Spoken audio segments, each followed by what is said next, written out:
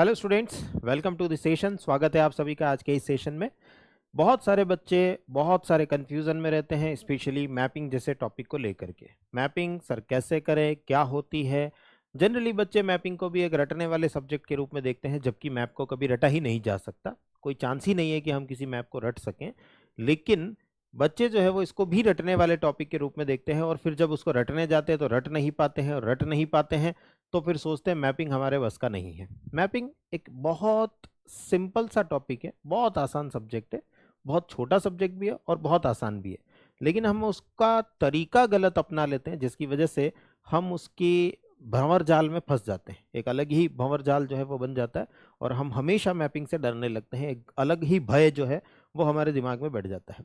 तो आज के इस सेशन में बात करेंगे मैपिंग क्या होती है, कितनी इंपॉर्टेंट है, पर्टिकुलरली यूपीएससी सिविल सर्विसेज की प्रिपरेशन अगर हम कर रहे हैं तो कितना इंपॉर्टेंस मैपिंग सेक्शन का रहता है। क्या वो सिर्फ जो कुछ क्वेश्चंस हम देखते हैं प्रीलिम्स में, कुछ 10 से 12 क्वेश्चन हर साल आते हैं, कभी कभी 8 भी आते हैं, कभी 10 भी आते हैं, कभी 12 भी आते हैं, तो एवरेज 10 क्वेश्चन अगर हम पकड़ के चलें तो हर साल जो 10 क्वेश्चन मैपिंग के प्रीलिम्स में अपीयर हो रहे हैं, क्या उतना ही इंपॉर्टेंस है मैपिंग सेक्शन का, या उससे कई गुना ज़्यादा इंपॉर्टेंस महत्व हमें इसका देखने को मिलता है। सारी चीज़ें डिटेल में डिस्कशन आज के इस सेशन में होने वाला है। तो स्टार्ट करते हैं। Why mapping is a game changer in UPSC. UPSC में ये इतना महत्वपूर्ण, गेम को चेंज कर देने वाला टॉपिक कैसे बन जाता है, क्या इंपॉर्टेंस है, क्या महत्व है, सारी बात इस सेशन में हम करेंगे। सबसे पहले अगर हम बात करें तो प्रीलिम्स में जनरली बच्चा जो है वो प्रीलिम्स के पर्सपेक्टिव से ही मैपिंग को देखता है कि हाँ, मैपिंग अगर हम करेंगे तो प्रीलिम्स के जो क्वेश्चंस हैं 10 से 12 क्वेश्चन हर साल अपीयर हो रहे हैं। 12 मैक्सिमम है, मिनिमम कई बार 6 क्वेश्चन भी आते हैं, 7 भी आते हैं। ऐसा ज़रूरी नहीं कि हर साल 10 से 12 आ रहे, बट एवरेज हम 10 क्वेश्चन मान करके चल सकते हैं।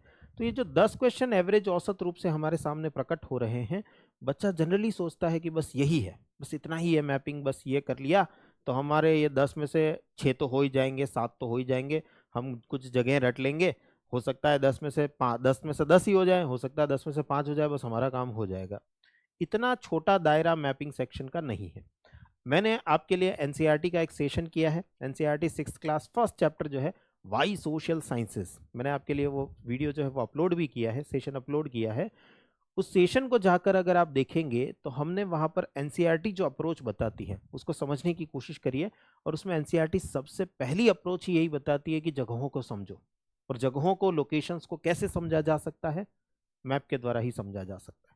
यानी यूपीएससी की तैयारी में या सोशल स्टडीज, सामाजिक विज्ञान जो है उसके अंदर हम चाहे हिस्ट्री पढ़ना चाह रहे हो, चाहे ज्योग्राफी पढ़ना चाह रहे हो, चाहे पॉलिटी पढ़ना चाह रहे हो, चाहे इकोनॉमी पढ़ना चाह रहे हो, या कोई और इससे जुड़े हुए जो सब्जेक्ट हैं जैसे इंटरनेशनल रिलेशंस हो गए, इंटरनल सिक्योरिटी हो गई, एनवायरमेंट एंड इकोलॉजी हो गई, इनमें से किसी भी सब्जेक्ट को पढ़ना, समझना, जानना हम चाह रहे हो तो पहला स्टेप होना चाहिए मैप्स। एनसीईआरटी के सेशन में बात करी हमने, पहला ही टॉपिक एनसीईआरटी बताती है मैप्स, लोकेशंस, जगहों को जानना, लैंड एंड पीपल को जानना, जगहों को और लोगों को जानना, और उसमें भी पहले जगहों को जानना क्योंकि जगहें ही पीपल पर, लोगों पर अपना प्रभाव डालती है। तो जगहों को कैसे जान सकते हैं? मैपिंग से जान सकते हैं। यानी मैपिंग सिर्फ वो उतना सा इंपॉर्टेंस नहीं है, 10 से 12 क्वेश्चन हमारे सामने हैं और हम उनको कर लेंगे, 10 में से 8 ही कर लेंगे, 10 में से 5 ही कर लेंगे। कई कई बच्चों का टारगेट होता है सर 10 में से 2 हो जाए तो ही बहुत बड़ी बात है। उतने से टारगेट को अचीव करने जितना सा छोटा सेक्शन, इंपॉर्टेंस के हिसाब से उतना छोटा सेक्शन है नहीं, पढ़ने के हिसाब से ये बहुत छोटा सेक्शन है, लेकिन इसके महत्व की बात की जाए, इंपॉर्टेंस की बात की जाए तो ये इतना छोटा सेक्शन है नहीं। काफ़ी सिग्निफिकेंस, काफ़ी महत्व ये सेक्शन अपने आप में रखता है। कैसे रखता है? कुछ टॉपिक्स, कुछ चीज़ों के द्वारा हम समझने की कोशिश यहाँ पर करेंगे। तो इसका जो महत्व है वो प्रारंभिक परीक्षा से कहीं आगे तक जाता हुआ हमें देखने को मिलता है। प्रीलिम्स में अगर हम बात करें तो लोकेशन बेस्ड क्वेश्चंस जो है वो हमारे सामने आते हैं। जैसे ज्योग्राफी के क्वेश्चंस हमारे सामने आते हैं, ये जगह कहाँ पर है, या कॉलम मिलाने टाइप के क्वेश्चन हमारे सामने आते हैं। इस तरफ कॉलम फर्स्ट दिया होता है, स्तंभ एक, इस तरफ कॉलम सेकंड दिया होता है, स्तंभ सेकंड, इसके नीचे कुछ नाम लिखे, इसके नीचे कुछ नाम लिखे। और अभी पिछले 2 सालों से, तो 2025 का प्रीलिम्स देख लीजिए, 2024 का प्रीलिम्स देख लीजिए, यूपीएससी ने 3-3 कॉलम भी ऐड करना स्टार्ट कर दिया है। अब आप 3-3 कॉलम को सॉल्व करेंगे, मामला काफ़ी टफ हो जाता है, जटिल हो जाता है। लेकिन अगर आपको मैपिंग आती है तो मामला उतना सिंपल भी रहता है, नहीं आती है तो उतना ही टफ आपके लिए बन जाता है। तो 3 कॉलम भी स्टार्ट कर दिए हैं यूपीएससी ने। तो उसमें ज्योग्राफी बेस्ड क्वेश्चन पूछ लेती है, किस नदी के किनारे कौन सा शहर है, या ये शहर कौन से देश में है, या ये नदी कौन से देश में है, ये नदी कौन से सागर में जाकर मिलती है, महासागर में जाकर मिलती है, वगैरह वगैरह एंड सो ऑन। बहुत सारे ऑप्शन है यूपीएससी के पास में, बहुत सारे तरीके हैं पूछने के। उनमें से कोई भी चीज, कोई भी फैक्ट, किसी प्रकार की इंफॉर्मेशन, सूचना आपसे यूपीएससी पूछ लेती है। तो ज्योग्राफी तो है ही। हिस्ट्री के क्वेश्चंस अभी पिछले कुछ 3 या 4 सालों से अगर आप देखेंगे, 2022, 23, 24, 25 प्रीलिम्स के पेपर अगर आप देखेंगे, तो हिस्ट्री से भी मैपिंग का 1 या 2 क्वेश्चन यूपीएससी ने पूछना स्टार्ट कर दिया। किसी साल 1 आ रहा है, किसी साल 2 आ रहा है, लेकिन UPSC map based history questions पूछ रही है, यानी इतिहास की कोई चीज जो मैप पर पूछेगी, मानचित्र पर पूछेगी कि फला जगह जो इतिहास में दिखती है वो कहाँ पर थी, कहाँ पर है। आर्ट एंड कल्चर के क्वेश्चंस जो है 2022-23 में हमने आर्ट एंड कल्चर के क्वेश्चंस देखे हैं, इवन दैट जो मैप से कनेक्ट करके यूपीएससी ने पूछे हैं।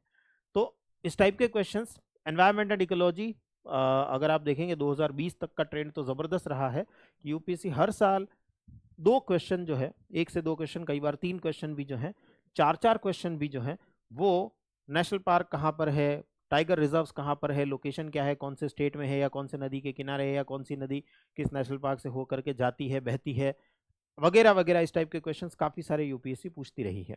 2020 तक तो काफी ज्यादा पूछे नेशनल पार्क्स और इस वाले पार्ट पे। अभी थोड़ा सा ट्रेंड कम हो गया है, लेकिन फिर से ट्रेंड आ सकता है, इसमें कोई बड़ी बात है नहीं यूपीएससी के लिए। एंड इंटरनेशनल रिलेशंस, पिछले 3-4 सालों में अगर आप देखेंगे तो इंटरनेशनल रिलेशन से जुड़ी भी काफी सारी लोकेशंस, स्पेशली वर्ल्ड में किसी लोकेशन के बारे में जो है, लेवेंटाइन क्या है, कभी कभी सब समाचारों में देखा जाता है, sometimes seen in news, Levantine what it is, सीधे 4 ऑप्शन आपके सामने प्रकट हो जाते हैं। तो इस टाइप के questions UPSC map based questions आपके सामने रख रही है, हर साल रख रही है। पिछले 5 सालों के पेपर अगर आप एक बार गो थ्रू होंगे उनसे, एक बार उनको देखेंगे, तो आपको डेफिनेटली यहाँ से काफी सारे टाइप के क्वेश्चंस जो हैं वो देखने को मिलेंगे, पर्टिकुलर इन सारे सेक्शन से आपको देखने को मिलेंगे। तो यहाँ पर अगर हम देखें, तो अगर हम मैप को अच्छे से पढ़ रहे हैं, जान रहे हैं, तो हमारी स्पाशियल अवेयरनेस बढ़ती है। किसी स्थान की स्थान के बारे में जो जागरूकता है हमारी, उस स्थान के बारे में जो जानकारी है हमारी, वो ज़्यादा बेहतर हो पाती है। स्पाशियल अवेयरनेस जिसको हम कहते हैं, या हिंदी में जैसे हम स्थानिक जागरूकता कहते हैं, किसी स्थान के बारे में जानकारी हमारे पास में हो पाती है। कई बार मेथड ऑफ एलिमिनेशन भी लग जाता है। प्रीवियस ईयर के कुछ क्वेश्चंस आप देखेंगे, मैपिंग बेस्ड क्वेश्चन है, सीधा मेथड ऑफ एलिमिनेशन अगर आप लगा लेंगे काम हो जाएगा। जैसे मैं एक क्वेश्चन अगर आपको बताऊं, 2018 या 19 प्रीलिम्स का क्वेश्चन है, यमुना नदी का उद्गम, 2 कॉलम दिए हैं, कॉलम फर्स्ट कॉलम सेकंड, नदी का नाम दिया है, उनका उद्गम कहाँ से होता है, ओरिजिन कहाँ से है। और यमुना नदी का जो उद्गम है वो हमें बंदरपूंछ ग्लेशियर देखने को मिलता है, और बंदरपूंछ वहां पर मतलब किसी और नदी के आगे जो है वो दिया है। हम उसको करेक्टली मैच्ड कराने की कोशिश करेंगे, नहीं होगा। खाली बस इतनी सी इन्फॉर्मेशन अगर आपके पास है कि यमुना बंदरपूंछ से निकलती है और यहाँ पर वो करेक्टली मैच्ड नहीं हो रहा है, सही सुमेलित नहीं हो रहा है, आपका आंसर निकल जाएगा। तो कई बार मेथड ऑफ एलिमिनेशन जो है वो लग जाता है। नहीं भी लगे तब भी इन्फॉर्मेशन अगर हमारे पास में है, तो हम क्वेश्चन के आंसर के काफी निकट पहुंच जाते हैं। हम हो सकता है एक ऑप्शन को एलिमिनेट कर पाए, 2 ऑप्शन को एलिमिनेट कर पाए, हो सकता है सारे ऑप्शन को एलिमिनेट कर पाए। ये मेथड हमारे लिए काम कर जाता है, अभी भी कर जाता है। भले ही बच्चों को ऐसा लगता है कि यूपीएससी ने अब पिछले साल 2024 का प्रीलिम्स, इस साल 2025 का प्रीलिम्स, इस टाइप के क्वेश्चन पूछना स्टार्ट कर दिए हैं कि एलिमिनेशन मेथड नहीं लग सकता है, लेकिन मैपिंग में तो लग सकता है। अगर आपके पास आधी अधूरी इन्फॉर्मेशन भी है तब भी आप एलिमिनेशन मेथड आधा अधूरा तो लगा ही सकते हो, काफी निकट पहुंच जाते हो, काफी क्लोज पहुंच जाते हो आप आंसर के। मेंस में अगर हम बात करें तो सीधा सीधा जो एडवांटेज मिलता है आंसर के अंदर, अगर हम मैप बनाते हैं, फ्री हैंड मैप का उपयोग अगर हम करते हैं, तो हमें हमारे नंबर बूस्ट होते हैं। हम मान लीजिए हमसे पूछा गया था भारत और यूरोप के रिलेशंस कैसे हैं, या पर्टिकुलर किसी कंट्री के बारे में, भारत और जर्मनी के रिलेशंस कैसे हैं। भारत जो है अभी अभी अगर आप करंट अफेयर्स में देखेंगे तो रिसेंटली भारत ने जो है जो सेंट्रल एशियन कंट्रीज़ हैं, मध्य एशियाई जो देश हैं, उनके साथ में भारत जो है वो टाई अप करने जा रहा है रेयर अर्थ मिनरल्स के ऊपर। इस पे हमारे सामने कोई क्वेश्चन है मेंस में और हम उसके बारे में लिख रहे हैं, वहाँ डेफिनेटली हम इंडिया और सेंट्रल एशिया की लोकेशन जो है मैप के द्वारा दिखा सकते हैं। एक वो बच्चा जो बहुत अच्छा आंसर लिख रहा है, कंटेंट बहुत अच्छा लिख रहा है, लेकिन मैप नहीं बना रहा है, वो हो सकता है 10 में से 5 नंबर लाएगा या 4 नंबर लाएगा। आप एक एवरेज कंटेंट लिख के और एक मैप बना के भी 10 में से 5 नंबर ले आएंगे। 1 से 2 नंबर आपको मैप ही दिला देगा। आपने मैप के द्वारा समझाने की जो कोशिश करी है अपने आंसर में, जो क्वेश्चन आपसे पूछा गया है उसकी डिमांड को फुलफिल करने के लिए, उसकी जो मांग है उसको पूरा करने के लिए आपने अपनी बात लिखी है और साथ ही साथ उस लिखी हुई बात को मैप के द्वारा समझाया है, तो आपको डेफिनेटली 1 से 1.5 नंबर, 2 नंबर, कभी कभी आधा नंबर का एडवांटेज मिल जाता है, तो कभी कभी 2 नंबर का भी एडवांटेज मिल जाता है। ये पर्टिकुलर कॉपी चेक करने वाले एग्जामिनर पर भी डिपेंड करता है, बट हमें कुछ तो एडवांटेज मिलता ही मिलता है। और कुछ नहीं तो एटलीस्ट एग्जामिनर के दिमाग में हमारी एक अच्छी इमेज तो बनती है। वो कहीं ना कहीं पूरे पेपर में पूरे इतने सारे आंसर हम लिखेंगे, कहीं तो 2-4 मार्क्स का एडवांटेज हमें देगा ही देगा। तो मेंस में जो मैप हम बनाते हैं, उन मैप्स का बनाने का, फ्री हैंड मैप बनाने, कोई एग्जैक्टली मैप सर हमारा मैप थोड़ा टेढ़ा हो गया था, ऐसा हो गया था, वैसा हो गया था, आधा नंबर काट लिया जाएगा, वैसा कोई सीन नहीं होता है। फ्री हैंड मैप हम बनाते हैं, थोड़ा आड़ा टेढ़ा बन जाता है, इससे कोई समस्या नहीं, कोई दिक्कत नहीं, कोई प्रॉब्लम नहीं। कई बार बच्चों के दिमाग में मिथ बैठा हुआ होता, सर हम मैप बनाने जाते हैं पर थोड़ा टेढ़ा बन जाता है इसलिए हम नहीं बनाते सर, बनाएंगे तो गड़बड़ हो जाएगी, नंबर कट जाएंगे हमारे। कोई नहीं काट रहा आपके नंबर, ये कोई कार्टोग्राफी का एग्जाम नहीं हो रहा है, मानचित्र बनाने का एग्जाम नहीं हो रहा है। ये आपके नॉलेज को, आपके ज्ञान की परीक्षा हो रही है, और आपका ज्ञान आप ज़्यादा अच्छे से दिखा पाओगे जब आप मैप अपने आंसर के अंदर ले करके आओगे, स्केच करोगे, ड्रॉ करोगे। तो मेंस में हमें डेफिनेटली यहाँ पर बूस्ट मिल जाता है। इसके अलावा जो इंटरलिंकिंग वाला पार्ट होता है, बहुत सारे सब्जेक्ट्स को एक साथ समझ पाएं, हम हिस्ट्री को ज्योग्राफी से कनेक्ट कर पाएं, हम ज्योग्राफी को इकोनॉमी से कनेक्ट कर पाएं, हिस्ट्री से कनेक्ट कर पाएं, पॉलिटी से कनेक्ट कर पाएं, इंटरनेशनल रिलेशन से कनेक्ट कर पाएं, एनवायरमेंटल इकोलॉजी से कनेक्ट कर पाएं, सारे सब्जेक्ट्स को आपस में गूंथ पाएं, अच्छे से इंटरकनेक्ट कर पाएं, ये अप्रोच हमारी मैप की हेल्प से ज़्यादा अच्छे से बन पाती है, जो कि मेंस के लिए हमें चाहिए। इंटरडिसिप्लिनरी अप्रोच जो हमें चाहिए, इंटरलिंकिंग की जो अप्रोच चाहिए, बहुत सारे विषयों को एक साथ जोड़ पाने की जो क्षमता हमें चाहिए, उसके बिना हम मेंस नहीं लिख पाएंगे। वो डेवलप होने में भी, और जब हम आंसर लिख रहे हैं तो एक अच्छा आंसर लिखने में भी ये अप्रोच हमारे बहुत काम आती है, और उसमें मैप डेफिनेटली हमारी हेल्प करता है। तो ना सिर्फ प्रीलिम्स बल्कि मेंस के लिए भी हमें एडवांटेज मिलता है। और ना सिर्फ मेंस बल्कि जब हम बात इंटरव्यू की करें तो हमारे पास में जो डेप्थ ऑफ नॉलेज होना चाहिए, जो गहराई होनी चाहिए, जो बात हम कर रहे हैं, सामने वाले ने क्वेश्चन पूछा इंटरव्यूअर ने और हम एक अच्छा आंसर उसके सामने ला करके रख सके, उसके लिए हमारी बातों में एक गहराई का होना जरूरी है, एक डेप्थ का होना जरूरी है, नॉलेज अच्छा खासा होना जरूरी है। और वो अच्छा खासा नॉलेज बिना मैप की जानकारी के हमारे अंदर डेवलप नहीं हो सकता है। तो मैप्स की जानकारी, किसी लोकेशन की जानकारी, किसी स्थिति की जानकारी, ये कुछ वैसा ही है जैसे मैं आपसे कहूँ कि आपके पड़ोस में कोई व्यक्ति है, 2-4 घर छोड़ करके कोई व्यक्ति है, गली के एंड में, आप जिस गली में रहते हैं उस गली के एंड में फला घटना हुई है। आपको उस घटना को समझने में ज़्यादा समय नहीं लगेगा क्योंकि आप उस लोकेशन को जानते हैं और वहाँ के लोगों को भी जानते हैं। वहीं मैं कहूँ कि लंदन की किसी गली में किसी चौराहे पर यह घटना हुई है, ना तो आप उस गली को जानते हो, पहली बात तो लंदन को ही नहीं जानते हो कहाँ पर है, या एटलीस्ट आप मैप में हो सकता है लंदन को जानते हो, लेकिन उस गली को तो आप नहीं जानते हो। जिस भी गली की, जिस भी स्ट्रीट की, जिसकी भी बात हो रही, जिस भी लोकेशन की बात हो रही है, हम नहीं जानते, ना ही वहाँ कौन रहता होगा, किस प्रकार की रोड होगी, हम उसको भी नहीं जानते हैं। तो हमें वो बात समझने में उतनी ही टफ लगेगी जितनी कि हमारी गली की बात समझने में आसान लग रही है। गली के एंड में, गली के छोर पर कोई घटना हुई है, अच्छी बुरी किसी भी प्रकार की हुई है, हमें समझना बहुत आसान हो जाता है क्योंकि हम उस लोकेशन को भी जानते हैं, हम उन लोगों को भी जानते हैं। वहीं लंदन के किसी शहर की किसी गली के बारे में अगर मैं बात कर रहा हूँ, ना तो आप लंदन को जानते हो, नाम जरूर सुना होगा लंदन का, लेकिन है कहाँ पर ये हमें पता नहीं है, और ना ही उस लोकेशन को जानते हो, ना ही वहाँ के लोगों को जानते हो, तो बात समझना उतना ही टफ हो जाता है आपके लिए। लेकिन इस कठिन बात को समझना, इस टफ बात को समझना आसान कैसे हो पाएगा? हम उस जगह को समझे, उन लोगों को समझे। तो पहला स्टेप क्या होगा? जगह को समझना। सेकंड स्टेप होगा लोगों को समझना। तो मैप अगर हमें पता है तो हम उस लोकेशन को जानते हैं, उस जगह को जानते हैं, और अगर जगह को जानते हैं तो बात समझना हमारे लिए आसान हो जाता है।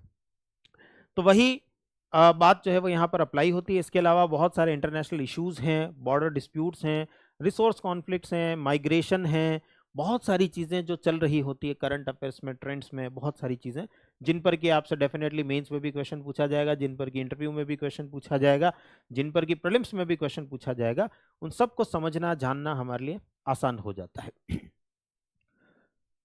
राइट। तो कैसे ये मैपिंग सेक्शन हमें हेल्प करता है? पहला, विजुअल मेमोरी हमारी बन पाती है। हम किसी चीज़ को देखकर जितना अच्छे से याद रख पाते हैं उतना अच्छे से पढ़कर नहीं रख पाते हैं। सिंपल सा लॉजिक है। आप किसी चीज़ के बारे में पढ़ रहे हैं और आपको पता ही नहीं कि वो चीज़ क्या है, तो हम नहीं समझ पाते हैं।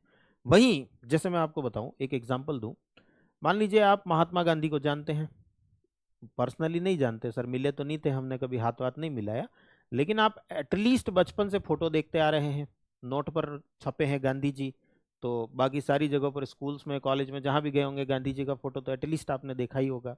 तो गांधी जी को आप काफी हद तक जानते हो। अब उनके बारे में 4 इंफॉर्मेशन अगर आपको दी जाए तो आपके लिए संभालना या उसको याद रखना कोई बहुत ज्यादा टफ बात नहीं हो जाती। लेकिन मैं किसी एक XYZ व्यक्ति की बात करूं, लियोनार्डो दा विंची की बात करूं, जिसका नाम आपने कभी सुना नहीं होगा, और उसके बारे में 4 इंफॉर्मेशन अगर आपको बताऊं तो आपको बहुत भारी लगेगी वो इंफॉर्मेशन।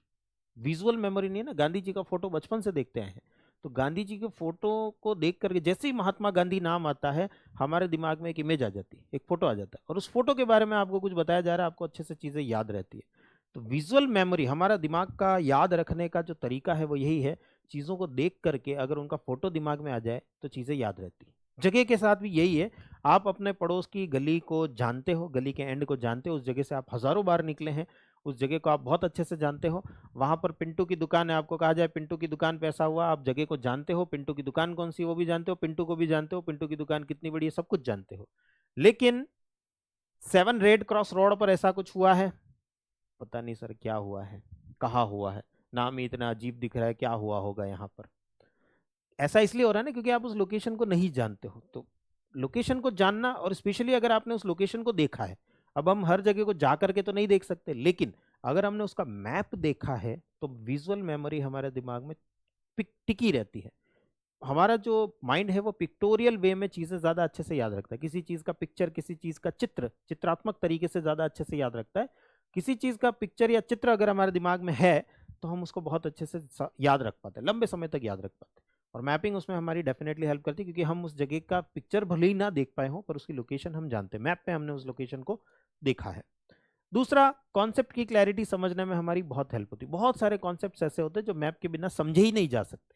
कई बार बच्चे एल नीनियो एंड ला नीना बिना मैप के समझ रहे होते हैं, पढ़ रहे हैं साहब, हम सर, कई बच्चे मिलते हैं ऐसे हमें, मुझे स्पेशली कई बार ऐसे बच्चे मिले, ज्योग्राफी ऑप्शनल में ऐसे बच्चे मिले हैं, सर हमने एमए कर लिया ज्योग्राफी में, हम 4 साल से ज्योग्राफी पढ़ रहे थे, हमने बीए भी किया, एमए भी किया, लेकिन एल नीनियो ला नीना होता क्या है हमें आज समझ आया। जब वो क्लास में पढ़ते हैं तो उन्हें पता चलता है आज समझ आया, क्योंकि आपने मैप पर सारी चीजें दिखाई, पैसिफिक ओशियन कहाँ है, कौन सा हिस्सा गर्म हो रहा है, कौन सा हिस्सा ठंडा हो रहा है, कैसे उसका इफेक्ट पड़ रहा है।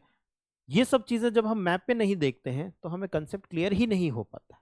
बहुत सारी चीजें, इंटरनेशनल रिलेशन एक ऐसा सब्जेक्ट है जो बिना मैप के समझा ही नहीं जा सकता। हम भारत और इराक के संबंध कैसे हैं साहब, भारत और ईरान के संबंध कैसे हैं, पता ही नहीं हमें ईरान कहाँ है, लेकिन हम पढ़ रहे हैं भारत और ईरान के संबंध ऐसे चल रहे हैं, वैसे चल रहे हैं, भारत और कजाकिस्तान के रिलेशन ऐसे चल रहे हैं, भारत और जर्मनी के रिलेशन ऐसे चल रहे हैं, वैसे चल रहे हैं। हमें कुछ अता पता नहीं है जर्मनी कहाँ है, कजाकिस्तान कहाँ है, ईरान कहाँ है, और हम उसको पढ़ने की, समझने की कोशिश कर रहे हैं, और फिर हम ये भी एक्सपेक्ट कर रहे हैं कि इतना अच्छे से समझ लेंगे कि हाँ प्रीलिम्स भी क्लियर हो जाएगा, मेंस भी क्लियर हो जाएगा, और इंटरव्यू में भी क्वेश्चन आ जाएगा तो हम अच्छे से उसका आंसर दे पाएंगे। असंभव, हो ही नहीं सकता। जब तक आपने उस लोकेशन को मैप पर नहीं देखा तब तक आपके अंदर वो कॉन्सेप्ट की क्लैरिटी नहीं आ सकती। इसीलिए मैंने कहा ना, एनसीईआरटी में फर्स्ट चैप्टर 6th क्लास का फर्स्ट टॉपिक ही यही डिस्कस करता है कि आप जगहों को जानो। अगर जगहों को नहीं जानते तो आप लैंड को नहीं जानते, तो आप पीपल को नहीं समझ पाएंगे, और लैंड और पीपल को नहीं समझ पाएंगे तो ना उनकी हिस्ट्री समझ पाएंगे, ना उनका कल्चर समझ पाएंगे, ना उनकी इकोनॉमी समझ पाएंगे, ना उनकी पॉलिटी, राज व्यवस्था समझ पाएंगे, कुछ भी नहीं समझ पाएंगे।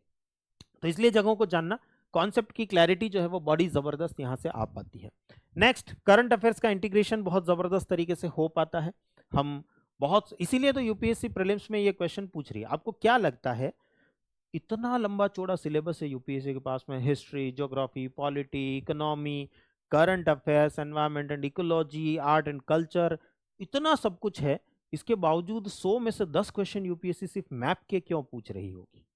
आपके दिमाग में क्वेश्चन तो आना चाहिए ना कि सर जब हिस्ट्री से 50 क्वेश्चन बन सकते हैं 100 में से, ज्योग्राफी से 50 क्वेश्चन बन सकते हैं, एनवायरमेंट एंड इकोलॉजी से 20-30 क्वेश्चन तो आराम से बन सकते हैं, करंट अफेयर से पूरे के पूरे 100 क्वेश्चन बन सकते हैं, तो फिर यूपीएससी इनको इतना एडवांटेज या इनको इतना वेटेज ना दे करके एक छोटे से सेक्शन जिसको हम मैपिंग कहते हैं वहां से 8-8, 10-10 क्वेश्चन क्यों पूछ रही होगी?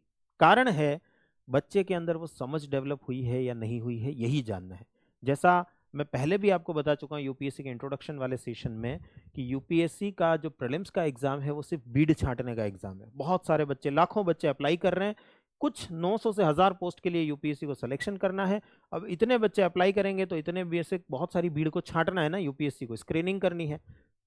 उसी स्क्रीनिंग के लिए ऐसे टूल्स का उपयोग लो जो मेंस में काम आते हो। वास्तव में जिस बच्चे में ये समझ का स्तर हो उस बच्चे को मेंस तक पहुंचाओ, उस बच्चे को मेंस से इंटरव्यू तक पहुंचाएंगे। जिनमें ये समझ नहीं है उनको भीड़ छांटने के एग्जाम में क्लियर करवा दो, बाहर निकाल दो, वहीं से बाहर का रास्ता दिखा दिया जाए, प्रीलिम से ही बाहर निकाल दिया जाए। ये अप्रोच यूपीएससी की है और इसमें सबसे पहला स्टेप मेन मैप है। और इसीलिए मैप पे इतने क्वेश्चन यूपीएससी आपके सामने ला करके रखती है। 8 से 10 क्वेश्चन, यानी 8 से 10% क्वेश्चन सिर्फ इसी सेक्शन से आ रहे हैं। सिलेबस में देखेंगे तो 0.001% के आसपास भी सिलेबस नहीं होगा ये पूरे यूपीएससी का प्रीलिम्स का। खाली प्रीलिम्स का सिलेबस कह रहा हूं मैं, मेंस का भी मैंने इंक्लूड नहीं किया।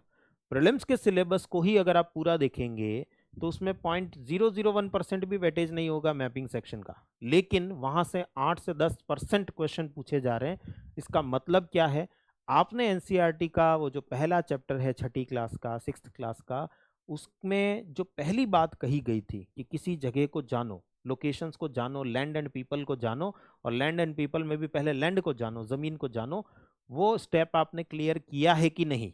किया होगा तो आप मैपिंग सेक्शन अच्छे से कवर कर पाएंगे, उसके आंसर अच्छे से दे पाएंगे। नहीं किया है तो आप वहीं स्क्रीनिंग टेस्ट में उस भीड़ से बाहर कर दिए जाओगे। वो सारी भीड़ जो छांटनी है यूपीएससी को, उसमें आप भी बाहर छट जाओगे। तो करंट अफेयर्स का इंटीग्रेशन यहां पर जबरदस्त तरीके से हो पाता है। Next, analytical thinking. अगर आप किसी जगह को जानते हो, पिंटू की दुकान पे, जो आपके घर के गली के बाहर पिंटू की दुकान है, चिंटू की दुकान है, किसी की भी है, उसमें आज लड़ाई हो गई साहब, आपके दिमाग में पहला ही क्वेश्चन आएगा किसके बीच हुई और क्यों हुई।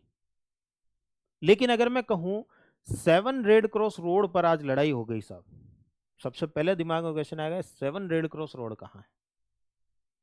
भाई सबसे पहले लोकेशन नहीं पता ना आपको, तो लोकेशन नहीं पता तो लड़ाई हुई, क्या हुआ, क्यों हुआ, ये सब बाद में देखा जाएगा। पहले तो ये बताओ ये जगह कहाँ पर है, आपका दिमाग वहां चलेगा। भले ही आप उसको, इस क्वेश्चन का आंसर स्किप कर दोगे, आपका दिमाग जैसे ही ये क्वेश्चन पूछेगा आप इस क्वेश्चन का आंसर स्किप कर दोगे, क्योंकि आपको पता ही नहीं है, आप अपने दिमाग को इस बात का आंसर दे ही नहीं पाओगे कि 7 रेड क्रॉस रोड है कहाँ पर है। नहीं दे पाओगे तो आप फिर बाकी की कहानी को समझने की कोशिश करोगे, जो उतना अच्छे से समझ आएगी नहीं। लेकिन पिंटू की दुकान पे क्या हुआ, क्यों हुआ, क्या हुआ, सीधा आपके दिमाग में क्वेश्चन यही आएगा, लड़ाई हो गई, क्यों हो गई, किसके किसके बीच हो गई। या हो सकता है जिसके जिसके बीच हुई वो इन्फॉर्मेशन आपके पास ऑलरेडी आ गई, तो क्यों हुई, सबसे पहले दिमाग में क्वेश्चन ये आएगा क्यों हुई। तो वो जो वाई इवेंट है हमारे दिमाग में, जो वो वाई क्रिएट होना चाहिए हमारे दिमाग में। हम जब जीएस को पढ़ रहे, जनरल स्टडीज को पढ़ रहे, सामान्य अध्ययन को पढ़ रहे हैं, तो सामान्य अध्ययन में सामान्य का मतलब क्या है, कुछ सामान्य चीजें हमें पता हो, ये क्या है, ये क्यों है, ये किस प्रकार से होता होगा, ये किस लिए होता होगा, और ये कहाँ हो रहा होगा। सबसे पहले ही दिमाग में क्वेश्चन यही आते हैं। जनरल स्टडीज का मतलब ये है कहाँ, क्या, कैसे हो रहा है, यही जानना, that is the general studies, सामान्य अध्ययन। फिर उसकी डेप्थ में उतरोगे तो वो जनरल स्टडीज रह नहीं जाएगी, फिर वो पीएचडी वाले स्टूडेंट की बात हो जाएगी कि हम उसकी गहराई में उतर करके किसी एक पर्टिकुलर चीज के बारे में जानने की कोशिश कर रहे हैं। तो वो जो एनालिटिकल थिंकिंग है, व्हाट, व्हाई, ये कहां हुआ है, वेयर, और क्या हुआ है, व्हाट, ये दो चीजें अगर आपको पता है तो अगला दिमाग में क्वेश्चन आएगा व्हाई। अगर आप इन दोनों ही चीजों को नहीं जानते तो आपके दिमाग में व्हाई तो बहुत बाद में आएगा, क्यों हो रहा है ये तो बहुत बाद में आएगा, तो वो एनालिसिस आप कर ही नहीं पाओगे, पहले बाकी की चीजों में उलझे रह जाओगे। बाकी की चीजें क्लियर है, जगह पता है, तो आप एनालिसिस, आपका दिमाग जो है वो सीधा उस एनालिसिस लेवल पर जा पाएगा। इसके अलावा एक और सबसे बड़ा एडवांटेज हो जाता है नोट्स मेकिंग। मैं नोट्स मेकिंग पर आपके लिए एक अलग से सेशन करूंगा, जिसमें हम कैसे एक इफेक्टिव नोट्स बना पाएं, एक प्रभावी नोट्स हमारे लिए बना पाएं जो यूपीएससी की प्रिपरेशन में काम आ सके। डेफिनेटली उसके ऊपर सेशन करूंगा, और उसमें आप देखोगे मैं सबसे ज़्यादा इंपॉर्टेंस जिस चीज़ को दूंगा दैट इज़ दी मैपिंग। क्योंकि अगर किसी जगह का नाम आ रहा है तो वो जगह आपको मैप में पता होनी चाहिए। चाहे आप हिस्ट्री पढ़ रहे हो, अशोक ने किसी जगह पर मगध में मान लीजिए कोई एडिक्ट लगवाया है, शिलालेख लगवाया, तो मगध कहाँ है ये पहले आपको पता होना चाहिए। उसके बाद बाकी की जानकारी पता होनी चाहिए कि कौन सा लगवाया, छोटा लगवाया कि बड़ा लगवाया, क्या लिखा था उसमें, ये सब चीज़ें बाद में। सबसे पहले ये पता होना चाहिए मगध है कहाँ पर। तो दिमाग में जब नोट्स हम बनाते हैं तो क्लैरिटी, लोकेशंस की क्लैरिटी होना बहुत जरूरी है, और उन लोकेशंस को हर नोट्स में हमें ऐड करते हुए चलना है। भले ही सब्जेक्ट कोई सा भी पढ़ रहे हो, मैपिंग सिर्फ ज्योग्राफी से रिलेटेड नहीं है, सिर्फ ज्योग्राफी का पार्ट नहीं है, हर जगह अप्लाई आएगा इसका। जो अप्लाइड पार्ट है, अनुप्रयुक्त भाग है, वो हर जगह है, हर सब्जेक्ट में है। चाहे आप एनवायरमेंट एंड इकोलॉजी पढ़ो, चाहे आप इकोनॉमी पढ़ो, चाहे इंटरनेशनल रिलेशंस पढ़ो, हर जगह किसी न किसी जगह का नाम आएगा और उस जगह के बारे में पता होना आपके लिए बहुत ज़रूरी हो जाता है। यानी मैपिंग सेक्शन हर जगह घुसेगा और हर जगह वो क्लैरिटी आपके पास में होनी ज़रूरी है। इसके अलावा एक और फायदा क्या होता है, जब हम नोट्स में लोकेशंस को ऐड कर लेते हैं, करंट अफेयर्स में कौन कौन सी लोकेशन आई हमने नोट्स में ऐड कर ली, तो अब रिवीजन करना बहुत आसान हो जाता है। किसी जगह को रिवाइज करना, किसी न्यूज़ को रिवाइज करना, किसी टॉपिक को रिवाइज करना हमारे लिए बहुत आसान हो जाता है। तो बेटर रिवीजन, ज़्यादा बेहतर तरीके से रिवीजन हम कर पाते हैं। और कई बार तो बच्चे नोट्स बनाते हैं, मैं बच्चों को ऐसे नोट्स बनाने सिखा देता हूँ कि बच्चे जो हैं मैप पे ही सारी इन्फॉर्मेशन ले लेते हैं। मान लीजिए इंडिया का मैप बनाया, इंडिया में इस साल हिमाचल प्रदेश में क्या क्या घटनाएं हुई होंगी, हिमाचल प्रदेश से एक एरो निकालेंगे, वही सारी घटनाएं लिख दी जाएंगी। पर्टिकुलर एनवायरमेंट एंड इकोलॉजी में हम इस तरीके के मैप्स जो है वो खास तौर से अपना सकते हैं, जहाँ पर हम किसी स्टेट वाइज जो है बहुत सारी चीज़ें, जैसे ISFR आई है, इंडियन स्टेट फॉरेस्ट रिपोर्ट आई है, वर्ल्ड बैंक की अभी पॉवर्टी रिपोर्ट आई है, गरीबी की रिपोर्ट जो है वो पब्लिश हुई है, तो इनको हम मैप्स के द्वारा आसानी से अपने नोट्स के अंदर ऐड कर सकते हैं। लंबे लंबे पैराग्राफ लिख करके या लंबे लंबे पॉइंट्स डेटा लिख करने की बजाय मैप बनाया, इंडिया का मैप बनाया, ये स्थिति, इंडिया में एरो लगाया, ये स्थिति पाकिस्तान की, ये पड़ोसी देशों को तो कंपेयर करना ही पड़ेगा, वहाँ पर हमने ये स्थिति, भूटान की ये स्थिति, नेपाल की ये, बांग्लादेश की ये, श्रीलंका की ये, पाकिस्तान की ये, सबकी हमने वहाँ पर दिखा दी। तो वो ज़्यादा बेहतर उपयोग हमारे लिए हो पाता है और इसी से हम क्या कर पाते हैं, इंटरडिसिप्लिनरी अप्रोच हमारी बेहतर हो पाती है। हम सारे सब्जेक्ट्स को, सारे विषयों को एक साथ इंटरकनेक्ट करके पढ़ पाते, समझ पाते हैं। हमने समझने के लिए अलग अलग सब्जेक्ट बनाए हैं, एक्चुअल में वो अलग अलग सब्जेक्ट है नहीं। किसी जगह पर अगर आप हैं, आप किसी परिस्थिति में हैं, तो आप किसी एक सब्जेक्ट को पढ़ करके डिसीजन नहीं लेंगे। आप मान लीजिए किसी जगह पर फंस गए हैं, वहाँ की ज्योग्राफी कैसी है ये भी आपको अफेक्ट करेगी, वहाँ की पॉलिटी कैसी है, राज व्यवस्था कैसी है ये भी आपको प्रभावित करेगी, वहाँ की इकोनॉमी कैसी है ये भी आपको अफेक्ट करेगी, वहाँ की हिस्ट्री कैसी है ये भी आपको अफेक्ट करेगी, और आप अकॉर्डिंगली डिसीजन लेंगे। उन सब चीज़ों को देख करके फिर आप अपना निर्णय लेंगे। आप चाहे एक सिविल सेवक हो, चाहे आप एक छोटे अधिकारी हो, और भी छोटे लेवल पर अधिकारी हो, या और बड़े लेवल पर अधिकारी हो, या आप एक राजा हो, आप एक पुराने आज से 500 साल पहले देखे तो कोई राजा जो है वो भी इन्हीं चीज़ों को देख करके डिसीजन ले रहा होगा, और या आप कोई भारत में सरकार में किसी प्रकार का पद धारण किए हुए हो, तब भी डिसीजन आपको इन्हीं सब चीज़ों के साथ में एक साथ इन सब चीज़ों को कंसीडर करके लेने पड़ेंगे। तो सिर्फ ज्योग्राफी, सिर्फ हिस्ट्री, एक ही सब्जेक्ट पढ़ के हम सिविल सर्वेंट नहीं बन पाएंगे। इन सब सब्जेक्ट्स को पढ़ के, इनका नॉलेज लेकर के, इनको समझ के, उसको इंटीग्रेट करके, एक साथ मिला करके फिर चीज़ों को एक साथ देखा जाए तो हम ज़्यादा बेहतर निर्णय ले पाएंगे। वो निर्णय किसी के भी लिए हो, अच्छे के लिए हो, बुरे के लिए हो, लेकिन वो निर्णय बेहतर तभी हो पाएगा जब हम इन सब अप्रोच को एक साथ ला पाएंगे। तो मैपिंग, जनरली मैं एक वर्ड यूज करता हूं बच्चों के साथ में कि मैपिंग एक ऐसा सेक्शन है, आपने कहावत सुनी होगी, एक तीर से दो निशाने। हम एक ही तीर चलाएंगे और दो दो निशाने लग जाएंगे, तो हमारा कम एफर्ट में ज़्यादा काम हो जाएगा। लेकिन मैपिंग एक ऐसा सेक्शन है जिससे एक तीर से 100 निशाने लगते हैं। अगर आपका मैपिंग स्ट्रॉन्ग है, आपको ज्योग्राफी बहुत अच्छे से समझ आएगी, आपको हिस्ट्री बहुत अच्छे से समझ आएगी, आपको इकोनॉमी बहुत अच्छे से समझ आएगी, आपको environment and ecology, international relation, internal security, disaster management, ऐसे बहुत सारे सब्जेक्ट्स हैं जो आपको बहुत अच्छे से समझ आएंगे, क्योंकि इन सब सब्जेक्ट्स में कहीं ना कहीं किसी न किसी लोकेशन का जिक्र आएगा ही आएगा, चाहे वो इंडिया की हो, चाहे वो वर्ल्ड की हो, और तब आपका मैपिंग का नॉलेज काम आएगा ही आएगा। तो एक तीर से 100 निशाने लगाने हो तो मैपिंग सेक्शन जो है वो अपने आप में एक तीर से 100 निशाने लगाने वाला सेक्शन है। और इसीलिए यूपीएससी, जैसा पहले भी बात करी मैंने, प्रीलिम्स में 8 से 10% का वेटेज इसको देती है, क्योंकि ये एक तीर से 100 निशाने लगाता है। अगर जिसको मैपिंग का नॉलेज है वही हिस्ट्री, ज्योग्राफी, पॉलिटी, इकोनॉमी सबको अच्छे से समझ पाएगा। जिसको मैपिंग का ही नॉलेज नहीं है वो इन सबको अच्छे से समझ ही नहीं पाएगा। तो हटाओ इनको, इनको मेंस तक आने ही नहीं देना। ऐसे लोगों को मेंस में, ऐसे लोग हमें चाहिए ही नहीं, इनको यहीं हटा दो, प्रीलिम्स में ही हटा दो। इसीलिए इतना वेटेज यूपीएससी मैपिंग का देती हुई आपको प्रीलिम्स में दिखाई देगी, राइट। तो कई सारे मैप बेस्ड क्वेश्चन प्रीवाईक्यू में पूछे गए हैं, मैं पहले ही डिस्कस कर चुका हूं। आप चाहे देखें तो बॉर्डर से रिलेटेड, कैपिटल से रिलेटेड, रिवर्स, नदियों से रिलेटेड, नेशनल पार्क से रिलेटेड कई क्वेश्चंस यूपीएससी ने पूछे हैं। 2014 से लेकर 2020 तक के पेपर उठा के देखिए, एटलीस्ट आपको 250 से 300 क्वेश्चन मिल जाएंगे 2014 से 2020, यानी लगभग 7 सालों में आपको 200 से 250 क्वेश्चन मिल जाएंगे सिर्फ नेशनल पार्क से रिलेटेड, मैप बेस्ड। जो जियोपॉलिटिकल ग्रुपिंग्स, ये जो हम देखते हैं कि ये G7, अभी आपने न्यूज़ में देखा होगा G7 का मामला चल रहा है। ऐसे ही हम ब्रिक्स को देखते हैं, ऐसे ही हम क्वाड को देखते हैं। ये जो ब्रिक्स हैं, क्वाड हैं, बिम्स्टेक हैं, SCO हैं, ये जो सारे ग्रुपिंग्स हैं वो कैसे काम करते हैं, मैप में हम उनकी लोकेशंस देखें कहाँ कहाँ पर हैं, वो कैसे काम कर रहे होंगे। सेम माउंटेन पासेस पर क्वेश्चंस यूपीएससी पूछती है, खासतौर से अगर आप ज्योग्राफी ऑप्शनल के स्टूडेंट है तो ऑप्शनल में जो ऑप्शनल का ज्योग्राफी ऑप्शनल का जो पेपर 2 होता है वहाँ पर 10 मैप एंट्री पूछी जाती है, आपको मैप एंट्री करनी होती है और मैप एंट्री करते ही 2 नंबर मिलते हैं आपको, सीधा 20 नंबर का क्वेश्चन आता है और 20 नंबर का एडवांटेज मिलता है आपको, ज़बरदस्त लीप जो है वहाँ पर मिल जाता है। यूनेस्को वर्ल्ड हेरिटेज साइट्स पर क्वेश्चंस आते हैं काफ़ी सारे। डिस्प्यूटेड रीजन्स, पिछले 4-5 सालों में देखिए हर साल डिस्प्यूटेड रीजन्स पे क्वेश्चंस जो हैं, इसी साल 2025 के प्रीलिम्स में आपको डिस्प्यूटेड रीजन्स पे क्वेश्चन जो है वो देखने को मिलेंगे। तो ऐसे काफ़ी सारे टाइप के क्वेश्चंस जो है प्रीलिम्स में ही हमारे सामने current affairs based, history based, geography location based, जैसे रिवर और लेक्स। रिवर और लेक्स एक ऐसा टॉपिक है जिससे हर साल यूपीएससी 1 से 2 क्वेश्चन प्रीलिम्स में पूछती है, पिछले 10 सालों से पूछ रही है।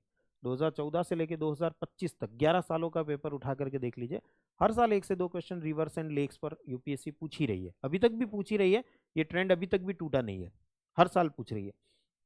तो ऐसी बहुत सारी लोकेशंस पर क्वेश्चंस जो है वो यूपीएससी पूछती है।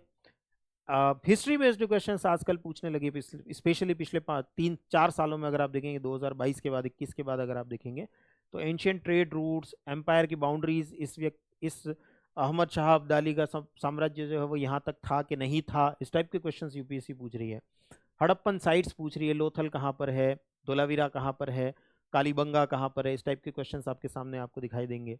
बैटलफील्ड्स, कौन कौन से युद्ध के मैदान किस जगह पर है, पानीपत का मैदान किस जगह पर है, वगैरह वगैरह, इस टाइप के क्वेश्चंस जो हैं वो आपके सामने काफ़ी सारे पूछे जा रहे हैं। अशोक के इंस्क्रिप्शंस कहाँ पर है, इंडस वैली सिविलाइजेशन की साइट्स कौन कौन सी है, एंशियंट पोर्ट कौन कौन से रहे, प्राचीन जो पत्तन रहे हमारे जहाज़ों के बंदरगाह जो रहे वो कहाँ कहाँ पर रहे होंगे, इस टाइप के बहुत सारे questions, map based questions UPSC हमारे सामने रख रही है। इस प्रीलिम्स की बात कर रहा हूँ मैं, सिर्फ प्रीलिम्स की बात कर रहा हूँ, इस टाइप के क्वेश्चंस हमारे सामने आ रहे हैं। तो ऐसे में इसको अवॉइड करना हमारे लिए डेफिनेटली बहुत ज़्यादा भूल वाली बात हो जाती है, गलती वाली बात हो जाती है। मेंस में आए तो मेंस में अगर आप जीएस पेपर 4 को छोड़ दें, उसमें मैपिंग सेक्शन का थोड़ा एडवांटेज कम है, मैं ऐसा नहीं कहूँगा कि बिल्कुल नहीं है, वहाँ पर भी है, केस स्टडीज़ में बहुत ज़्यादा हेल्प करती है मैपिंग सेक्शन, लेकिन हम वहाँ पर एडवांटेज को फिर भी एक लिमिटेड एडवांटेज मान करके चलें। बाकी जीएस पेपर 1 हो, मैपिंग का पूरा सेक्शन है, वो मैपिंग का पूरा स्कोप है, वहाँ पर कभी मैपिंग का दायरा वहाँ ख़त्म हो ही नहीं सकता, क्योंकि जीएस पेपर 1 जो है वो बहुत बड़े बड़े पार्ट से डील करता है, वो हिस्ट्री और ज्योग्राफी जैसे सब्जेक्ट से डील करता है जो बिना मैपिंग के समझे ही नहीं जा सकते। जीएस पेपर 2 में आएंगे, पॉलिटी गवर्नेंस वाला पार्ट है, मैपिंग से थोड़ा कम जुड़ पाता है, लेकिन उसी का जो अप्लाइड पार्ट है, उसी का जो अनुप्रयुक्त भाग है जिसको हम इंटरनेशनल रिलेशंस कहते हैं, वो अगेन मैपिंग के बिना समझा ही नहीं जा सकता है। तो जीएस पेपर 2 में मैपिंग का भर भर के एडवांटेज है, पेपर 1 में भर भर के एडवांटेज, पेपर 2 में भर भर के एडवांटेज। पेपर 3 में जब हम आते हैं तो इकोनॉमी वाला पार्ट, एग्रीकल्चर वाला पार्ट, एनवायरमेंट एंड इकोलॉजी वाला पार्ट, डिजास्टर मैनेजमेंट वाला पार्ट, इंटरनल सिक्योरिटी वाला पार्ट, ये सब मैप से जुड़ता है। साइंस एंड टेक थोड़ा कम जुड़ पाता है, हालांकि वो भी मैप से जुड़ता है, पर हम उसके जो एडवांटेज है मैपिंग के उसमें थोड़े कम लिमिटेड मान करके चलें। But economy, agriculture, disaster management, environment and ecology, internal security, इसमें तो भर भर के मैपिंग है, इन सारे सब्जेक्ट्स को आप बिना मैप के समझ ही नहीं सकते हैं। तो ऐसे में अगर आप देखेंगे तो जीएस पेपर 1, 2, 3 और निबंध के पेपर की, ऐसे की जब हम बात करते हैं, वहां पर मैपिंग सेक्शन अपने आप में बहुत इंपॉर्टेंट रोल प्ले करता है। इन सब पेपर्स को आप बिना मैपिंग को समझे, बिना मैपिंग को जाने उस लेवल पर नहीं समझ सकते। हो सकता है आपने पढ़ लिए होंगे, बिना मैप को पढ़े, सर हमने तो बिना मैप को पढ़े भी हमने हिस्ट्री पढ़ ली थी सर, ऐसा आते बहुत सारे बच्चे कमेंट्स करते हैं, सर हमने तो बिना मैप को पढ़े ही इकोनॉमी पढ़ ली थी सर, एनवायरमेंट एंड इकोलॉजी पढ़ ली थी सर। लेकिन आपके अंदर, आप भले ही पढ़ लिए होंगे, आपके अंदर वो लेवल आ ही नहीं सकता, इस बात की गारंटी मेरी है, आपके अंदर वो लेवल आ ही नहीं सकता जो यूपीएससी के एक एस्पिरेंट के अंदर होना चाहिए। आपने भले ही पढ़ लियो, दो पेपर दो, आप प्रीलिम्स में ही बाहर फेंक दिए जाओगे, मेंस तक नहीं पहुंचने वाले हो, कारण है आपके अंदर वो लेवल ही नहीं आ रहा, या अगर आपने गलती से प्रीलिम्स क्लियर कर भी लिया, मेंस में आप पक्का बाहर हो जाने वाले हो, मेंस में आप आंसर ही उस लेवल का, जिस लेवल का यूपीएससी एक्सपेक्ट कर रही है आपसे, उस लेवल का आंसर लिख ही नहीं पाओगे, क्योंकि उस लेवल की समझ ही विकसित नहीं हुई है, उस लेवल पर हमारा माइंड पहुंचा ही नहीं है। उस पर पहुंचने के लिए हमें मैप की ज़रूरत डेफिनेटली पड़ने वाली है। बिना मैपिंग के, बिना मैप को जाने, बिना मानचित्रों को जाने हम उस लेवल पर नहीं जा सकते। तो जो बच्चे ये सोचते हैं कि मैपिंग में कुछ लोकेशंस रट लेंगे और हम प्रीलिम्स के 10 में से 5 क्वेश्चन कर लेंगे, 2 कर लेंगे, अलग अलग बच्चों के अलग अलग टारगेट होते हैं, सर मेरा तो 10 में से 2 हो जाए तो ही बहुत है, मैं सर इतना कॉन्फिडेंट हूँ, या मैं इतनी कॉन्फिडेंट हूँ कि 10 में से 5 कर लूँगी, 6 कर लूँगी, 8 कर लूँगी। रट के नहीं होगा। रट के हो सकता है आप 10 में से 2 कर भी लो, कोई लोकेशंस आपको याद रह गई, रट ली थी सर, और हमारा प्रीलिम्स में फ़ायदा मिल भी गया, मेंस में नहीं हो पाएगा। मेंस में वो स्थिति आ ही नहीं पाएगी कि हम उस लेवल पर आंसर लिख पाए। राइट। तो इसको प्रीलिम्स के उन 8-10 क्वेश्चन तक लिमिटेड ना मान करके हमें उस लेवल पर जाना है कि हाँ, हम मेंस के लेवल पर जा सके, मेंस में एक अच्छे आंसर लिख सकें, उस लेवल पर हमारी समझ का स्तर जा सके। राइट। अब करेंगे कैसे? ये तो हमने समझा मैपिंग का पार्ट जो है वो कितना इंपॉर्टेंट हमारे लिए है, लेकिन ये मैपिंग सेक्शन तैयार कैसे किया जाता है, इसको प्रिपेयर कैसे किया जाता है? जनरली मैपिंग सेक्शन को हम वर्ल्ड मैप और इंडिया के मैप को समझने की कोशिश करते हैं। सबसे पहला स्टेप, प्राइमरी स्टेप जो हमारा होता है, वर्ल्ड के मैप को समझे। वर्ल्ड के मैप में कौन कौन सी लोकेशंस है, कितने कॉन्टिनेंट्स हैं, उन कॉन्टिनेंट के अंदर एक एक कॉन्टिनेंट के अंदर जा करके देखिए कौन कौन से माउंटेन्स हैं, कौन कौन सी रिवर्स हैं, नदियां हैं, कौन कौन सी लेक्स हैं, झीलें हैं, कौन कौन से कंट्रीज हैं, देश हैं। पॉलिटिकल एस्पेक्ट में अगर हम आएंगे तो ऐसे बहुत सारे, और कौन उन्हीं के बीच में बहुत सारे कंट्रीज होंगे तो उनके बीच में कुछ डिस्प्यूट्स भी होंगे, विवाद भी होंगे, वो कैसे है, क्यों है, किस प्रकार से हैं, बाउंड्रीज किस प्रकार से बनती। बहुत सारी जगहों पर नदियां बाउंड्रीज बनाती है देशों के बीच में, बहुत सारी जगहों पर माउंटेन्स बाउंड्री बनाते हैं देशों के बीच में, कई जगह पर कुछ लैटिट्यूड या लॉन्जिट्यूड जो है, अक्षांश या देशांतर जो है, वो बाउंड्री बना रहे हो सकते हैं किन्हीं देशों के बीच में। तो वो सब चीज़ें जब हम वो सारे एस्पेक्ट जा जा करके देखते हैं, एक एक कॉन्टिनेंट को, एक एक कंट्री को, एक जनरल एस्पेक्ट में, ऐसा नहीं कि आप एक कंट्री के अंदर घुस गए, हम तो सर लीबिया के अंदर घुस गए, अब लीबिया की पॉपुलेशन कितनी है हम उसको भी डेटा रट्टा मार रहे हैं, उसका एरिया कितना है वो भी रट्टा मार रहे हैं। ये सब आपसे कोई नहीं पूछ रहा वहां पर यूपीएससी में, ना प्रीलिम्स पूछ रहे हैं, ना मेंस में पूछा जा रहा है। जनरल एस्पेक्ट जो है, एक सामान्य जानकारी जो है, मैप बेस्ड जानकारी, कि ये देश कितने देशों से बॉर्डर बना रहा होगा, ये अफ्रीका के किस हिस्से में होगा, ईस्टर्न पार्ट में होगा कि वेस्टर्न पार्ट में होगा, नदर्न पार्ट में होगा कि सदर्न पार्ट में होगा, क्या इसके पास में कोई कोस्ट लाइन होगी, तटरेखा होगी, होगी तो कौन से ओशियन या सी से जुड़ी होगी, कौन से सागर महासागर से जुड़ी होगी, वगैरह वगैरह। इस टाइप की जो जानकारियां होती हैं वो हमें यहाँ पर लेनी होती है। वर्ल्ड मैप में भी same goes with India, Bharat में भी जब हम एंट्री करते हैं तो ऐसे ही भारत में कौन कौन सी माउंटेन रेंजेस, अरावली कहाँ है, तो सह्याद्री कहाँ है, तो हिमालयाज जो है वो कहाँ है, तो उसमें भी कुछ पीक्स जो हैं वो कहाँ है, कंचनजंगा कहाँ पर है, तो नौकरेक कहाँ पर है, सारामती कहाँ पर है, अनाईमुदी कहाँ पर है, ऐसे ऐसे ऐसे लोकेशंस को जानने की, समझने की कोशिश जो है वो हम करते हैं। फिर हम उनको थीम वाइज भी पढ़ने की कोशिश करते हैं, जैसे रिवर्स, तो इंडिया का रिवर मैप कैसा है, किसी कॉन्टिनेंट को देख रहे हैं तो उसमें रिवर्स कौन कौन सी फ्लो करती हैं, नेशनल पार्क कौन कौन से, पर्टिकुलर इंडिया में नेशनल पार्क जो है वर्ल्ड के आपको देखने की जरूरत है नहीं, एग्रीकल्चर कैसा हो रहा है, फॉरेस्ट कैसे हैं, माउंटेन्स कैसे हैं, सिटीज, ट्राइब्स, कल्चरल साइट्स, ये सब चीज़ें जो हैं वो हम जानने की कोशिश वहाँ की करते हैं। देन करंट अफेयर्स को लिंक करते हैं, करंट में कुछ चल रहा है, फिलहाल किसी जगह पर अगर कुछ चल रहा है तो हम उसको यहाँ पर जोड़ करके लिंक करके देखने की कोशिश करते हैं। जैसे फॉर एग्जांपल, मैं आपको एक एग्जांपल दूं, मैंने आपके लिए एक सेशन किया, 2 रामसर साइट्स भारत की और जो है वो जुड़ गई है, भारत में टोटल 91 रामसर साइट्स अब हो चुकी है। तो 2 नई रामसर साइट्स कौन सी है, एक खींचन है, दूसरी मेनार है। मैंने, अगर आप उस सेशन में जाएंगे, मैंने वहां पर आपको एटलस में वो दोनों लोकेशन मार्क भी कराई, इसीलिए कराई है क्योंकि वो आपके प्रीलिम्स में भी काम आएगी, वो मेंस में भी काम आएगी। वो मेंस में जब आप आंसर लिखोगे रामसर साइट्स के बारे में तो वहां पर आपको वो 2 लोकेशंस जो है वो बहुत ज़्यादा हेल्प करेंगी। मैप बना करके दिखाओगे, बहुत एडवांटेज मिलेगा। अगर आंसर में डिमांड है तो, हम जब डिमांड ही नहीं है, हम जबरदस्ती मैप बना रहे हो, that is not the viable option, वो एक सही ऑप्शन नहीं होगा हमारे लिए। लेकिन अगर मैप में डिमांड है और हम वो मैप बना देते हैं, आंसर में डिमांड है और हम वो मैप बना देते हैं, डेफिनेटली एग्जामिनर इंप्रेस होगा।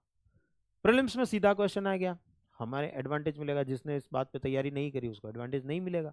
हमने इस बात पे फोकस किया, हमने इस चीज़ को समझा जाना, हमें एडवांटेज मिलेगा। तो प्रीलिम्स मेंस इंटरव्यू हर जगह पर हमें एडवांटेज मिलेगा। तो करंट अफेयर्स हम वहाँ पर लिंक करके देखते हैं। और इसके लिए हमें किन किन की चीज़ों की ज़रूरत पड़ेगी, एटलस की ज़रूरत पड़ेगी, ब्लैंक मैप्स की ज़रूरत पड़ेगी। ब्लैंक मैप्स की ज़रूरत थोड़ी बहुत पड़ती है, बहुत ज़्यादा नहीं पड़ती है, प्रैक्टिस करने के लिए आप उनका उपयोग कर सकते हैं। बट सबसे ज़्यादा जिस चीज़ की ज़रूरत पड़ेगी, जिसके बिना हम मैपिंग सेक्शन को कवर कर ही नहीं सकते, दैट इज़ द एटलस।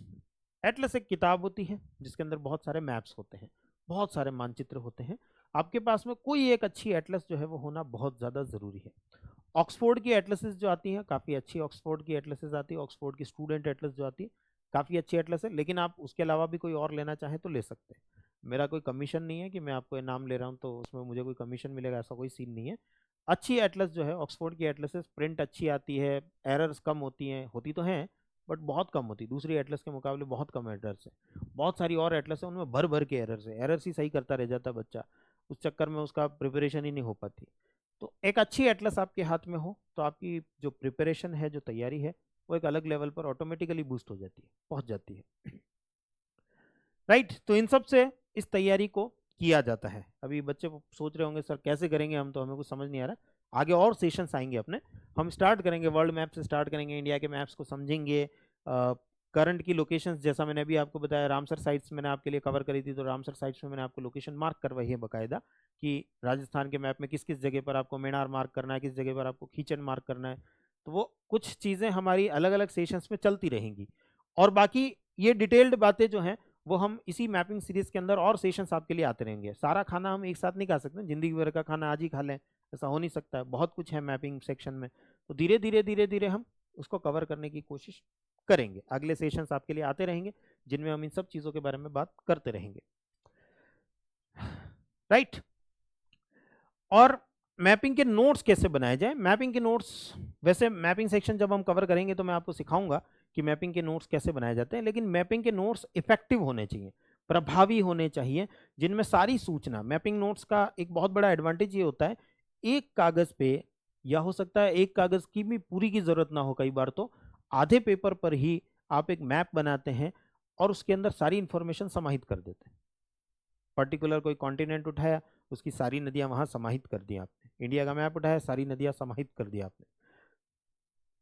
या करंट अफेयर्स में क्या चल रहा होगा, अफ्रीका में अभी अभी पिछले एक साल में क्या हुआ होगा, एक ही मैप पे आपने सारी चीजें समाहित कर दी। यूरोप में क्या चल रहा होगा, आपने सारी इंफॉर्मेशन वहीं पर जो है उसी एक मैप में, या जरूरत पड़े तो एक से दो मैप भी हम बना सकते हैं। वो जरूरत, बहुत ही ज्यादा डेटा है सर, बहुत ही ज्यादा कंटेंट है, एक ही मैप में कैसे घुसाएं, तो दो मैप भी बना सकते हैं उसके लिए।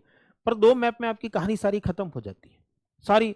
आप ऐसे पढ़ने बैठोगे, हो सकता है 20 पन्ने पढ़ने पड़े आपको, हो सकता है 50 पन्ने पढ़ने पड़े आपको, और 50 पन्ने पढ़ने में, अच्छे से रिवाइज करने में डेफिनेटली 1 घंटा तो मिनिमम लगेगा। आप बहुत अच्छे से पढ़ सक रहे होंगे तब भी 1 घंटा तो लगेगा ही लगेगा।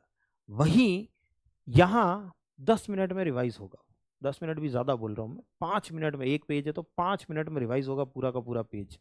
तो रिवीजन करते टाइम हमें बहुत ज्यादा हेल्प मिल जाती। कहाँ 1 घंटा 60 मिनट और कहाँ 5 मिनट, हमने 55 मिनट्स अपने बचा लिए। 55 मिनट्स में तो हम और बहुत कुछ रिवाइज करेंगे। तो वो इफेक्टिव मैपिंग जो है वो हम यहाँ पर कर सकते हैं। करंट इवेंट्स जो है हमारे मैपिंग के नोट्स के अंदर हमेशा ऐड होते चले जाने चाहिए। हमेशा कोशिश करिए अलग अलग चीज़ों के अलग अलग मैप बनाएं। हम अगर रिवर्स को पढ़ रहे हैं तो रिवर्स का एक पूरा मैप ही बना दे, अफ्रीका की रिवर्स पढ़ रहे हैं, अफ्रीका की रिवर्स का एक मैप बना दे।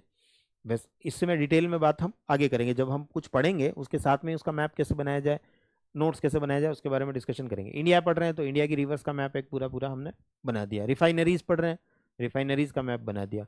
हम कोल माइंस पढ़ रहे हैं तो कोल माइंस का एक मैप बना दिया हमने पूरा का पूरा। ऐसे हम और अपने कुछ तरीके लगा सकते हैं, आप अपने तरीके अपना सकते हैं। जैसे आप अपनी कलर कोडिंग कर सकते हैं, आप अपने सिंबल्स यूज कर सकते हैं। मान लीजिए आपने मैप बनाया, साहब मैं ऐसा ट्राइंगल जहां भी बनाऊंगा, ऐसा त्रिभुज जहां भी बनाऊंगा, इसका मतलब होगा कि ये एक नेशनल पार्क है। मैंने मेरा एक सिंबल बना दिया। अब आप अपने नोट्स में हर जगह जहां पर भी नेशनल पार्क दिखाना हो ये सिंबल यूज करिए। किसी बच्चे को ये नहीं जमा, नहीं मैं तो नेशनल पार्क को ऐसे दिखाऊंगा, ऐसे दिखाओ। मैं वाइल्ड लाइफ सेंचुरीज को ऐसे दिखाऊंगा, ऐसे दिखाओ। आप अपने सिंबल बनाइए, इसमें कोई समस्या नहीं। कलर कोडिंग का यूज करिए, नदियां दिखानी है, जनरली एटलस भी ब्लू कलर का यूज करती है नदियों को दिखाने के लिए। आप भी अपने नोट्स के अंदर जो है ब्लू कलर का पेन यूज करिए, दिखा दीजिए सारी की सारी नदियां। और कलर्स यूज कर लीजिए, जैसे रेड कलर आपने मान लीजिए कॉन्फ्लिक्ट जोन्स को दिखाने के लिए यूज कर लिया। इन इन जगहों पर विवाद है, वहां पर हमने रेड रेड कलर से मार्क कर दिया। तो हम जब भी उस मैप को उठाएंगे, सीधा उठाते ही रेड कलर दिखा, हमें पता चल जाए यहाँ पर कॉन्फ्लिक्ट है, यहाँ पर विवाद है, इस जगह पर विवाद है। तो ऐसे अपने तरीके कुछ आपको बनाने पड़ेंगे, स्मार्ट तरीके लगाने पड़ेंगे। कई बार बच्चा ये सोचता है सर हम इतनी मेहनत क्यों करेंगे, कोई और कर दे हमारे लिए इतनी मेहनत, तो सिलेक्शन भी कोई और ही ले जाएगा, फिर आप नहीं ले जाओगे। डेफिनेटली अगर आप ये मेहनत नहीं कर पा रहे हो तो सिलेक्शन भी आपका नहीं है, फिर सिलेक्शन भी जो मेहनत कर रहा है उसी को मिलने वाला है। तो इतनी मेहनत करोगे तभी जा करके सिलेक्शन भी जो है, यूपीएससी कोई छोटा मोटा एग्जाम नहीं, वर्ल्ड के टफेस्ट एग्जाम में से एक एग्जाम है। अभी पिछले साल जो रिपोर्ट आई 2024 में, वर्ल्ड के सबसे टफेस्ट एग्जाम में सेकंड नंबर का टफ एग्जाम है यूपीएससी का एग्जाम, यूपीएससी सिविल सर्विसेज का एग्जाम। तो मेहनत भी तो करनी पड़ेगी, उतना टफ एग्जाम है तो उसके अकॉर्डिंगली हम अपने मैप्स नोट्स जो हैं वो बना लेते हैं और उनको अपडेट करेंगे। ये सबसे इंपॉर्टेंट पॉइंट है। बच्चा कई बार मैप के नोट्स बना लेता है, सर हमने पहले बनाए थे, उसके बाद फिर हम जो है उन्हीं नोट से काम चला रहे हैं। नहीं चलेगा, उन्हीं नोट से काम नहीं चलेगा, आपको उनको समय समय पर अपडेट करना पड़ेगा। आपको कहीं कोई न्यूज़ दिखी, चाहे वो पीआईबी पे दिखी, चाहे द हिंदू में दिखी, चाहे इंडियन एक्सप्रेस में दिखी, चाहे दैनिक भास्कर में दिखी, चाहे जनसत्ता में दिखी, दैनिक जागरण में दिखी, कहीं भी दिखी, किसी जगह का नाम आया है और वो हमारे लिए इंपॉर्टेंट है, आपके नोट्स में वो जगह मार्क होनी चाहिए। आपने जो अपने हाथ से मैप बनाए हैं उनमें वो लोकेशन होनी ही चाहिए। वो कहीं से भी आई हो, वो डाउन टू अर्थ पढ़ा हो आपने, मिनिस्ट्री ऑफ एक्सटर्नल अफेयर्स जो है, भारतीय विदेश मंत्रालय जो है, उसके किसी स्टेटमेंट में आया हो, इंडिया ईयरबुक में आया हो, कोई भी लोकेशन आई हो, वो लोकेशन हमारे लिए इंपॉर्टेंट है। तो वो हमारे जो नोट्स बने हुए हैं, जो हाथ से मैप बने हुए हैं, उनमें वो लोकेशन होनी चाहिए। ये हमारे लिए बहुत इंपॉर्टेंट पार्ट है। अपडेट नहीं करोगे तो फिर वो नोट्स हमारे किसी काम के रह नहीं जाएंगे, राइट। तो ये एक सेशन था पूरा आप लोगों के लिए, जिसके अंदर हमने बात करी कि मैपिंग सेक्शन क्या होता है, कितना इंपॉर्टेंट है, कैसे हम इसको प्रिपेयर कर सकते हैं और कैसे इसके नोट्स बनाए जा सकते हैं। कैसे हम प्रिपेयर करें और कैसे इसके नोट्स बनाएं, इसके बारे में आगे और सेशंस आपके लिए मैपिंग पर मैं लाता रहूंगा, जिनके अंदर और डिटेल में बात होती रहेगी। ये सेशन आपको कैसा लगा है कमेंट सेक्शन में जरूर बताएं, लाइक जरूर करें, सब्सक्राइब आप लोगों ने ऑलरेडी सेशन को चैनल को कर रखा होगा, नहीं किया है तो जरूर सब्सक्राइब कर लें। ऐसे ही कंटेंट और जानना और चाहते हैं तो डेफिनेटली आपको सब्सक्राइब करना होगा, तभी आपके पास नोटिफिकेशन आएगा। और जो भी और आपके साथ में फ्रेंड्स हैं, फैमिली में कोई प्रिपरेशन कर रहा है या नहीं भी कर रहा, मैपिंग एक ऐसा सेक्शन है जो बहुत इंटरेस्टिंग पार्ट होता है। कोई किसी एग्जाम की प्रिपरेशन नहीं कर रहा हो तब भी मैं उसे कहता हूँ मैपिंग तो पढ़नी ही चाहिए, मज़ा आता है, बच्चों को जनरली इंटरेस्ट आता है। बहुत छोटे छोटे बच्चे, उनको भी बहुत इंटरेस्ट आता है मैपिंग में। मेरा बेटा जो है, उसके जो फ्रेंड्स हैं सब 6 साल 7 साल 8 साल के बच्चे हैं, लेकिन सबको मैप में इंटरेस्ट आता है। सब मेरी क्लास में आकर के बैठ जाते हैं, मैप पढ़ना है हमको, मैप जानना है हमको, क्योंकि मैपिंग अपने आप में इतना इंटरेस्टिंग पार्ट होता है। तो मैपिंग को समझना जानना चाहते हैं तो डेफिनेटली आप इन सेशन से जुड़े रहिए, इस चैनल से जुड़े रहिए, सब्सक्राइब करिए, लाइक करिए, सभी के साथ शेयर करिए। और अगर कुछ डाउट है, कोई कंफ्यूजन है, कुछ आपको अच्छा लगा है, डेफिनेटली आप कमेंट सेक्शन में उसको बता सकते हैं, आपको रिप्लाई जरूर मिलेगा। थैंक यू, मिलते हैं नेक्स्ट सेशन में।